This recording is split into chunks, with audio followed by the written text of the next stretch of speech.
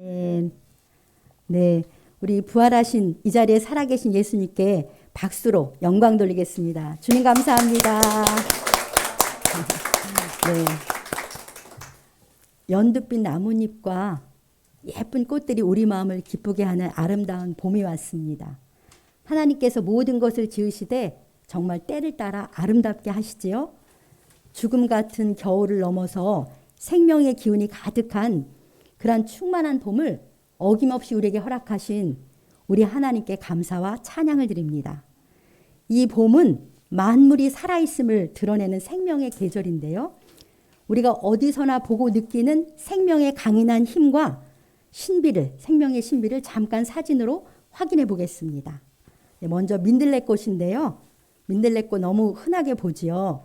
저게 돌인지 콘크리트인지는 알 수 없지만 저 단단하고 메마른 그곳을 뚫고 어떻게 뿌리를 내렸고 싹을 틔워서 저렇게 노랗고 예쁜 꽃을 피웠을까요? 민들레 홀씨의 생명력입니다. 민들레 홀씨도 한번 잠깐 보겠습니다. 아주 가볍고 작은데 강인한 생명의 힘을 가지고 있는 것이죠. 이 작은 홀씨 속에 숨어있는 찬란한 생명의 신비가 아니겠습니까? 이번에는 앙상한 가지만 보면 죽은 것 같은 겨울나무를 한번 보겠습니다. 저 겨울나무는 물론 나름 운치도 있지만 검은색만 보면 죽은 나무랑 다름없어 보이는데요. 봄이 오자 이 나무에 어떤 변화가 나타납니까? 한번 봄이 왔을 때 나무를 한번 보여주십시오. 네, 저렇게 연두빛 여린 잎을 가득 내면서 나 살아있어, 내 안에 생명 있어 이렇게 말하고 있지 않습니까? 죽은 나무는 결코 새순이 돋지 않습니다. 그럼 이 나무의 생명력은 어디에 있겠습니까? 땅속 깊은 곳에 심겨있는 뿌리에 나무의 생명이 있습니다. 우리가 흔히 보는 자연 속에도 이처럼 생명의 아름다운 생명의 신비가 가득합니다. 봄은 이와 같이 만물이 다시 살아나는 부활의 계절이기도 한데요. 사랑하는 여러분, 사람의 발에 밟히는 풀 한 포기도 다시 살아나게 하는 것이 창조주 하나님의 섭리입니다. 그런데 만물의 영장으로 창조된 우리 사람은 육체의 죽음으로 모든 생명이 끝나는 것일까요? 민들레는 작은 홀씨에 생명이 숨어 있습니다. 나무는 땅에 심긴 뿌리에 그 생명이 있는데요. 그럼 우리 인간의 생명의 근원은 어디에 있는 것일까요? 하나님의 형상대로 지음받은 우리 인간에게는 다시 살게 하는 부활 생명이 없을까요? 우리는 죽음이라는 절망을 절대로 넘어설 수 없는 걸까요? 생명으로 충만한 이 봄에 이러한 질문들에 대해서 하나님은 무엇이라고 우리에게 말씀하시는지 함께 듣고 싶습니다. 여러분들도 궁금하시죠? 제가 먼저 성경의 결론을 말씀드리고 싶은데요. 놀랍게도 우리 사람도 죽음의 권세를 이길 수 있습니다. 하나님께서 우리에게도 죽음을 이길 부활 생명, 영생을 선물로 우리에게도 주십니다. 우리의 부활 생명은 한 인간으로서 죽었다가 다시 살아나신 예수 그리스도 안에 있습니다. 오늘이 바로 주 예수님께서 죽음을 이기시고 다시 살아나신 부활절입니다. 우리의 부활 생명이 되시는 예수님 알기를 사모하면서 부활하신 예수님이 우리의 생명입니다 라는 제목으로 하나님의 말씀을 듣겠습니다. 오늘 말씀은요, 인류 역사상 가장 놀랍고 위대한 역사적 사건이에요. 오늘 말씀이. 이 역사적 사건을 자세히 한번 들여다보겠습니다. 본문 마가복음 1장 66장 1절로 3절을 같이 읽어보겠습니다.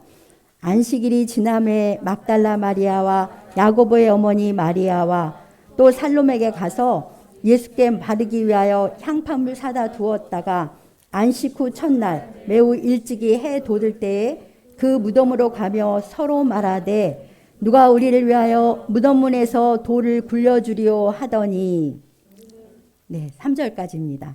안식일이 지남에, 안식일은 토요일인데요. 그러니까 토요일이 지난 일요일입니다. 예수님께서요, 금요일 오전 9시에 십자가에 못 박혀 죽으시고 오후 3시에 돌아가셨습니다. 돌아가신 후에 아리마대 사람 요셉이라는 의로운 부자가 빌라도에게 예수님의 시체를 달라고 해서 깨끗한 세마포로 쌌습니다. 그리고 바위 속에 판 자기의 새 무덤에 그리고는 바위 속에 판 자기의 새 무덤에 예수님을 넣어두고는 큰 돌로 그 무덤문을 막았습니다. 유대인은 바위 속 동굴에 판 무덤에 시체를 넣어두는 것이 장사 지내는 거예요. 그러니까 십자가에서 억울하게 처형당한 예수님은 이렇게 초라한 장례를 치렀습니다.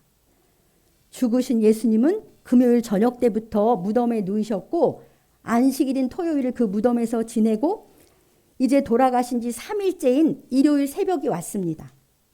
안식일이 지난 이른 새벽에 해가 돋아올 때 세 여성이 예수님의 무덤으로 가고 있는 거예요. 그 세 여인들의 이름이 막달라 마리아, 그리고 야고보의 어머니 마리아 살로메인데요. 막달라 마리아는 7 귀신이 들렸었는데 예수님의 능력과 은총으로 귀신에게서 자유하게 된 여인이에요. 그리고 다른 사람들은 예수님의 12 제자인 요한과 야고보, 작은 야고보의 어머니들입니다.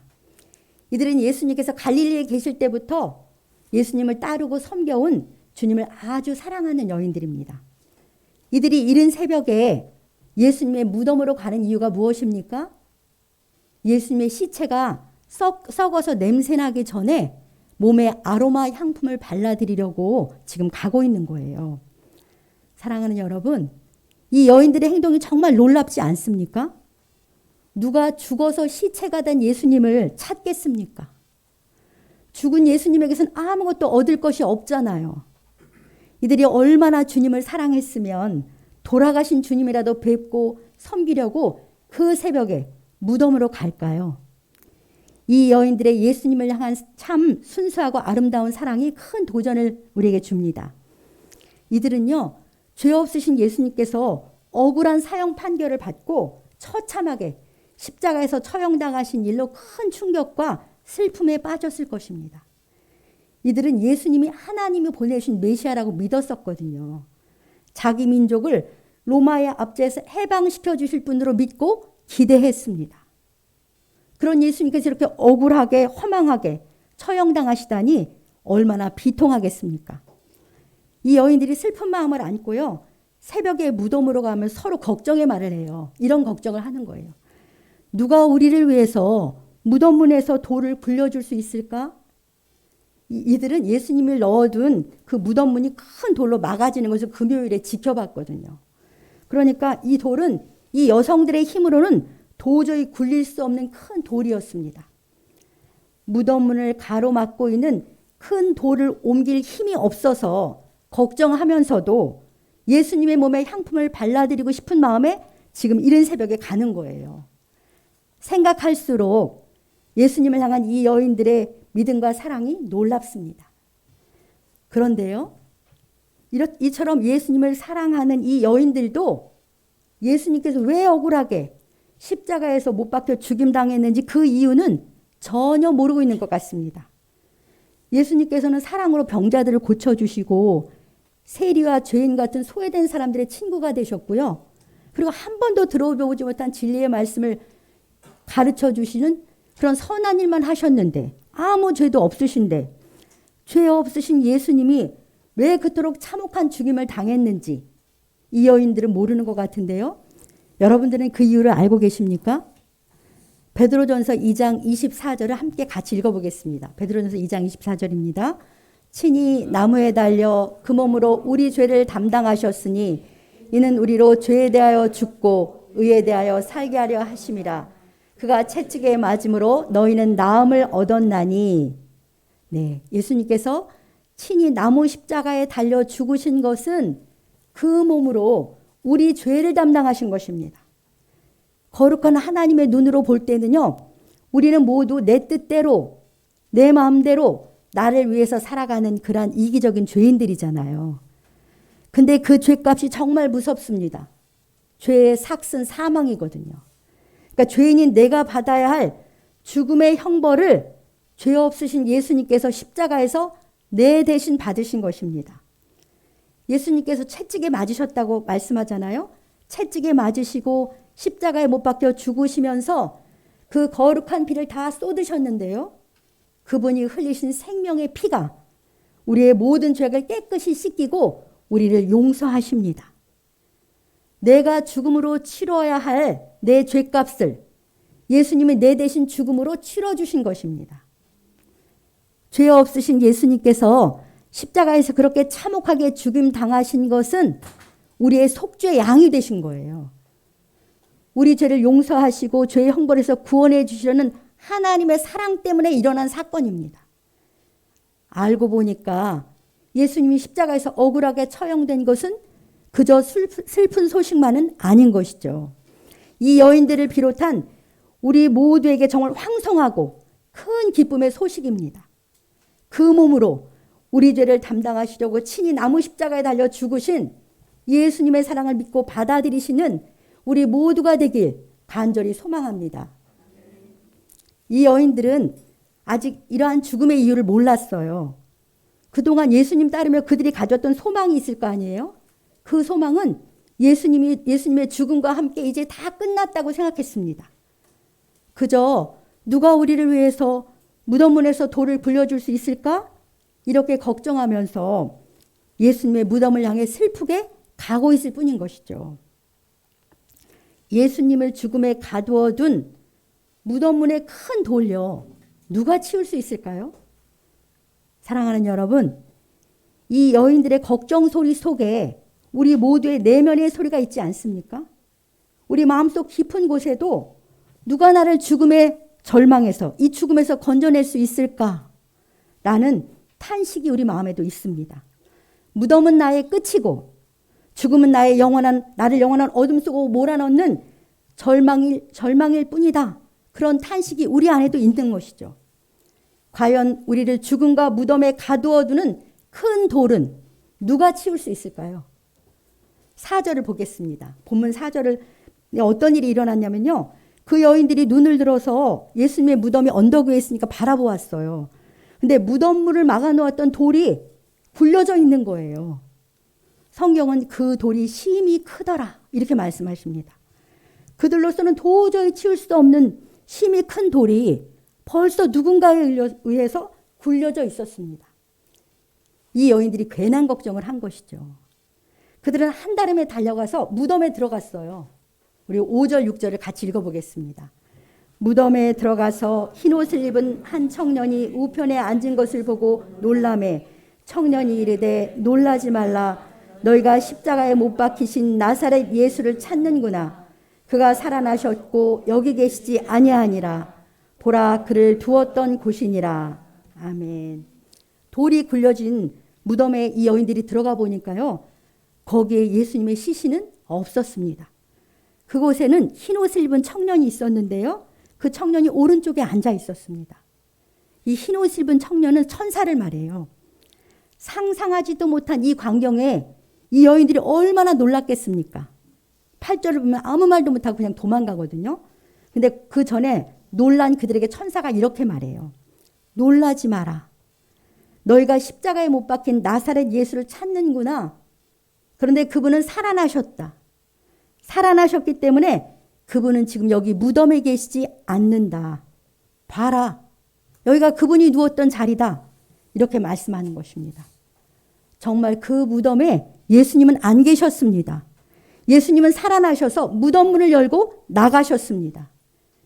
이 여인들은 죽은 예수님이 다시 살아날 거라고는 꿈엔들 생각하지 못했습니다. 다만 향품이라도 발라드리려고 새벽에 무덤에 온 것뿐이에요. 그런데 놀랍게도 십자가에 못 박히신 예수님이 살아나셨다는 천사들의 말을 듣게 된 것이죠. 무덤에 예수님은 계시지 않았고 그 무덤은 비어 있었습니다. 사랑하는 여러분, 놀랍게도 예수님은 죽은 지 사흘 만에 부활하셨습니다. 죽음의 권세를 이기고 살아나셨습니다. 무덤을 막고 있던 그 심히 큰 돌은 굴려졌고요. 그 무덤은 주검이 없는 빈 무덤이 된 것입니다. 이것이 일요일 새벽에 일요일 새벽에 예수님의 무덤에 올라간 여인들이 경험한 첫 번째 부활절입니다. 십자가에 못 박혀 죽으시고 돌무덤에 장사 지냈던 예수님은 이와 같이 죽은 지 3일 만에 다시 살아나셨습니다. 예수 그리스도는 부활하셔서 지금도 살아계시고요. 예수 그리스도는 부활하심으로 그분이 진정 하나님의 아들이심을 선포하셨습니다. 이것은 분명한 역사적 사실이며 진실이라고 성경은 오늘도 우리에게 증언합니다. 여러분들은 주 예수님께서 부활하셔서 무덤에서 나온 사실을 믿으십니까? 네, 아멘. 믿으시기 바랍니다. 주 예수님께서는 분명 죽음을 이기고 사망 권세를 이기고 다시 살아나셨습니다.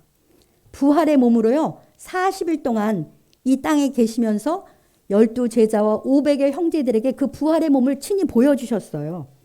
이 본 사람들이 예수님의 부활을 본 사람이 다 목숨을 걸고 예수님의 부활의 증인이 된 것입니다. 누가 거짓말을 위해서 거짓을 위해서 목숨을 걸겠습니까? 이들이 목숨 건 증언으로 예수님의 부활 소식은 오늘 우리에게까지 전해진 것입니다. 사실 무덤에 갔던 여인들도 예수님이 부활하실 것이라고는 생각지도 못했잖아요. 그러니까 천사의 말을 듣고 그렇게 놀란 것 아니겠습니까? 예수님은요 살아계실 때 3번이나 나는 죽은 지 사흘 만에 다시 살아날 것이라고 제자들에게 말씀해 주셨어요. 그 말씀을 직접 들은 제자들도 예수님이 부활하실 거라고 믿지 않았습니다.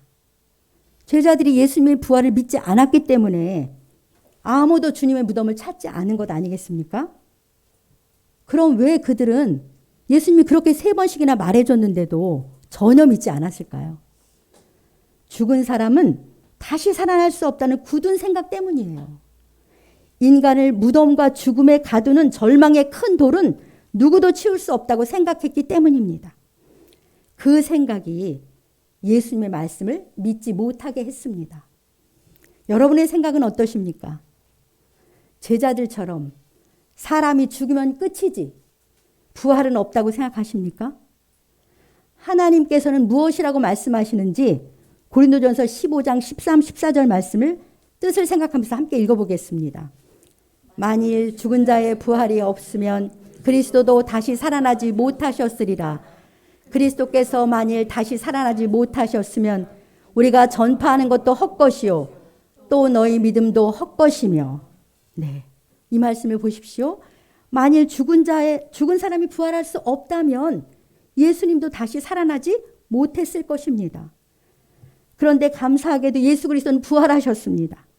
이것은 우리도 예수님 안에서 다시 살 수 있다는 것을 보여준 것이죠. 예수님께서 인간 부활의 첫 번째 열매입니다.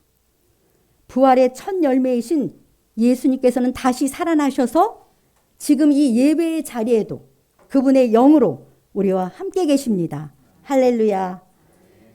만일 예수님께서 다시 살아나지 못했다면 우리가 전파하는 것도 헛것이고 우리 믿음도 헛거예요. 당연한 이야기 아닙니까?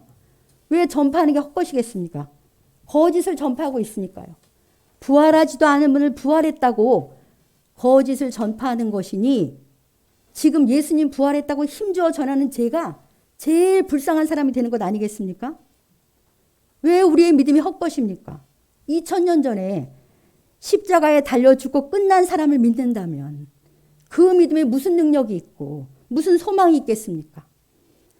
예수님께서는 지금도 살아계시기 때문에 예수님 믿는 우리의 믿음에는 능력이 나타납니다. 어떤 능력이 나타납니까? 예수님은 나의 주님이십니다 라고 고백하는 사람마다 구원을 받습니다. 그 구원이 바로 영생입니다. 누구나 예수님을 믿으면 영생을 얻습니다.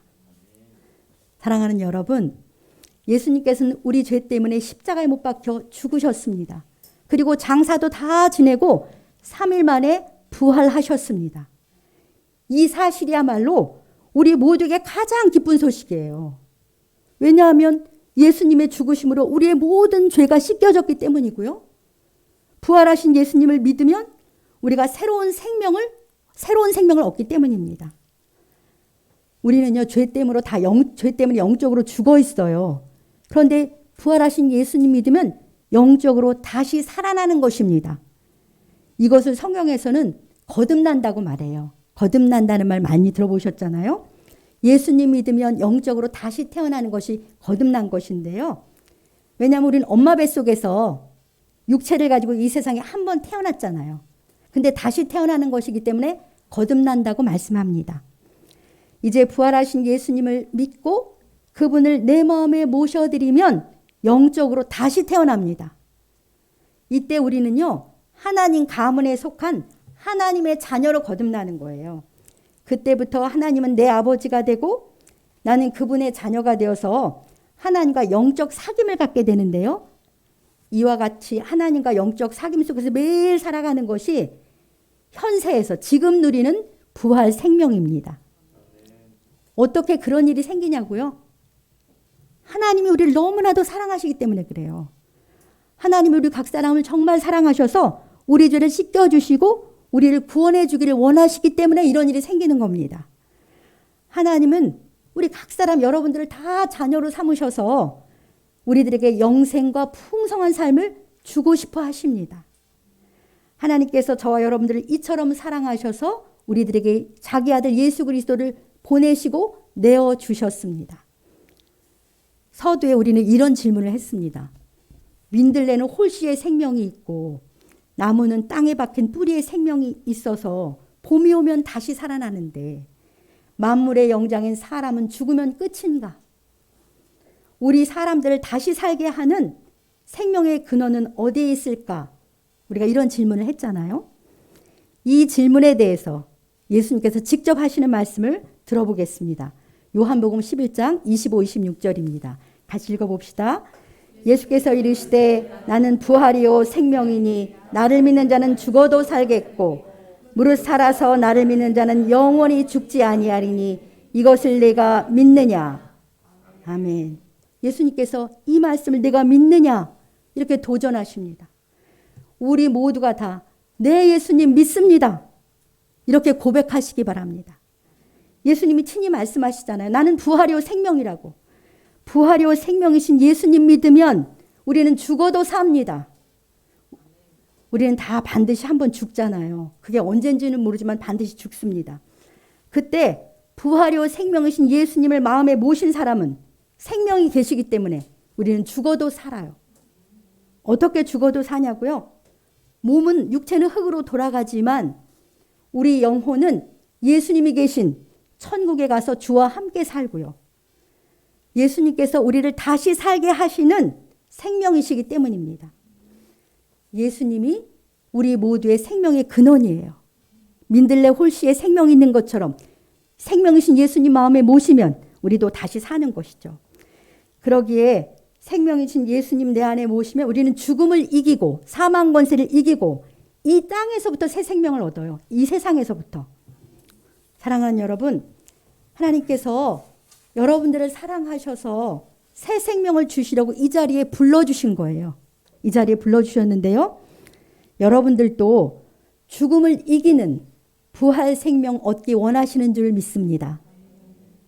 부활이요 생명이신 예수님을 믿고요. 내 마음에 예수님을 초대하는 거예요. 영접하면 이 땅에서 현재 내 삶에 부활 생명, 생명의 능력과 신비가 나타나는데요. 현재 우리 삶에도 들은 죽음의 어두운 그림자가 참 많아요. 예수님, 생명 되신 예수님 모시면 이 땅에서 죽음의 어두운 그림자가 먼저 떠나갑니다. 그리고 예수 생명의 빛, 예수 생명의 능력이 나타나는데요. 이렇게 변화돼요.